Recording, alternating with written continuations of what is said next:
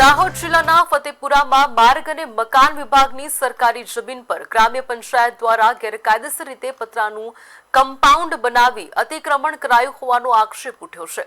જાગૃત નાગરિક વિશાલ નહારે ટીડીઓને કરેલી લેખિત ફરિયાદમાં જણાવાયું છે કે પંચાયતના અધિકાર ક્ષેત્ર બહારની આ જમીન પર કોઈપણ ગ્રામ્ય સભાના ઠરાવ કે તાંત્રિક મંજૂરી વિના જ 1,68,000નું પેમેન્ટ ઉપાડી સરકારી નાણાંનો દુરુપયોગ કરાયો છે।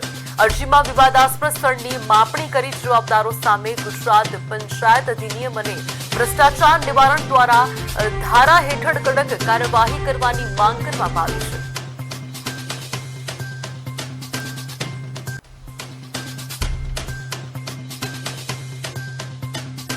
1,68,000 રૂપિયા અમારા ગામના અમારા દરેક વ્યક્તિના છે।